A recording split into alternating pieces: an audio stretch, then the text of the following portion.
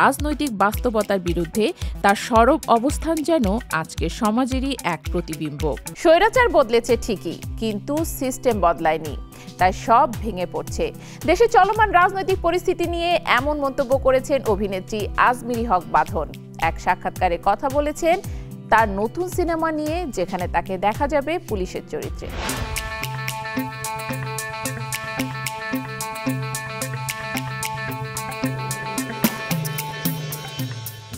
আজমিরি হক বাঁধন অভিনেত্রী হিসেবে তার পরিচয় বহুমাত্রিক, কিন্তু সাম্প্রতিক সময়ে তিনি আলোচনায় এসেছেন একেবারে ভিন্ন এক কারণে।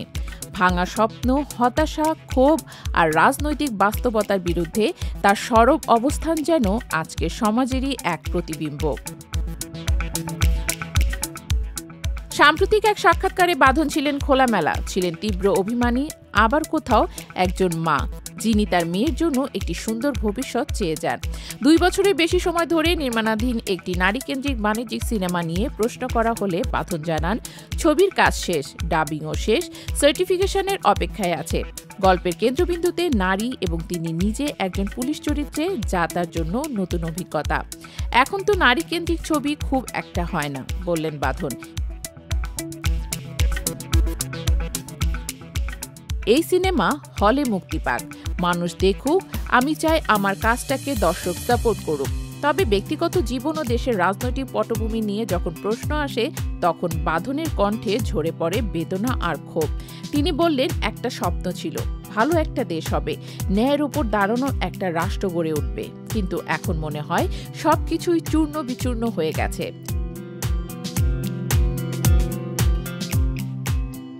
রাজনীতিতে যোগ দেওয়ার প্রস্তাব থাকলেও সরাসরি জানিয়ে দিলেন, আমি কোনোদিন কোনো রাজনৈতিক দলে যোগ দেব না, তবে নাগরিক হিসেবে দায়িত্ববোধ থেকে তিনি কথা বলবেন, প্রতিবাদ করবেন। তার ভাষায়, আমি স্বাধীনতা চাই, অধিকার চাই, সত্যের পক্ষে থাকব।